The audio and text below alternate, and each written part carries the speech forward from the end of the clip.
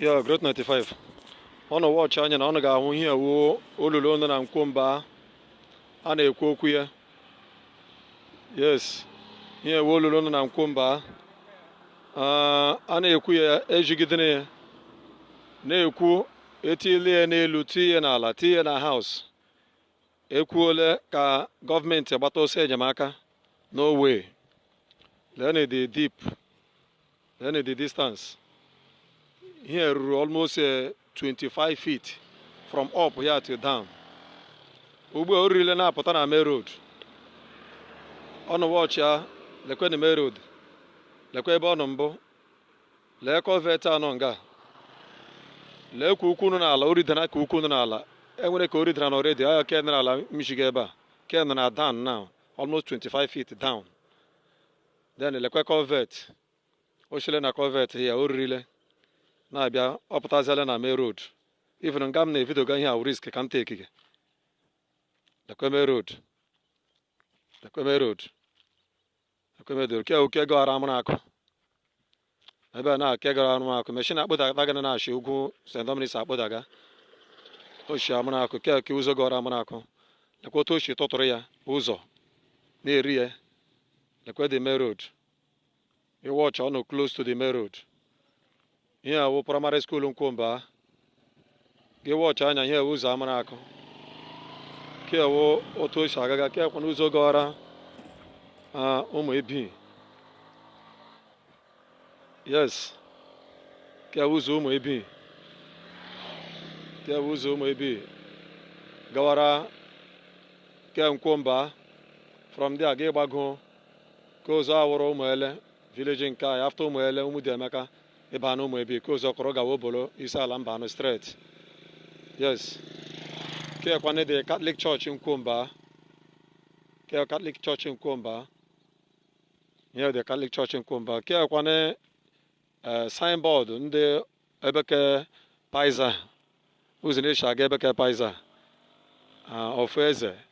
Yeah, ebe trans signboard ha ijigwa ge na ha urele village ke n'ime ụmụnaka.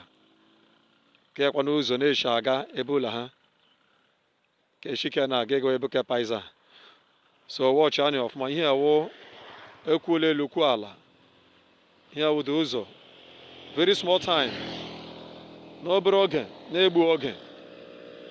Ihe ga-akụbi abụọ and akụbi abụọ straight otu oshi ga ote ka ọ ga-eshi ga ka ụzọ ọ gajewu na parish ụlọ fada. Ebe a ka ọ ga-eriri gawa. Dịka a na-ekwu akpọọla gọọmenti of Imo State ka ha nwee ike bịa gbata ọsọ enyemaka. No way. Etile na house, state house. No way. Ke ụzọ Amaraku. Ke ụzọ Umezefeke. Ke ụzọ Umezefeke. Na-eshi agbaga Umezefeke. Ugiri. Yes. Ụzọ Umezefeke dị ihe a. Ele na-efeke we otu nne. Anyị na Umezefeke we otu nne. Ụzọ ha dị ihe a.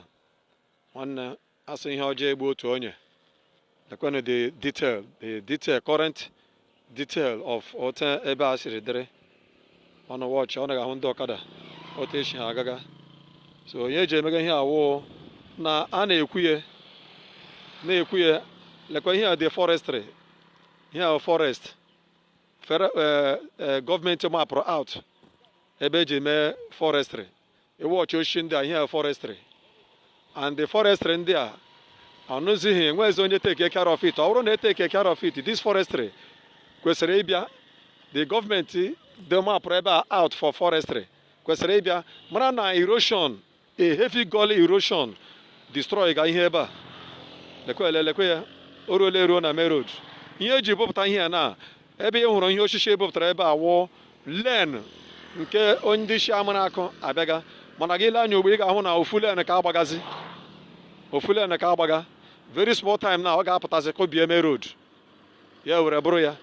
A na-ekwu ka gọọmenti of Imo State nwee ike pụta. Bịa ahụ na arụrụ ụzọ a tutu ya egbuo ndị mmadụ. Before moto amakpuo n'ime ebe a. O nwere moto ga-abịa n'ugbo ọ gaghị ama na ihe dị ọta na ebe a.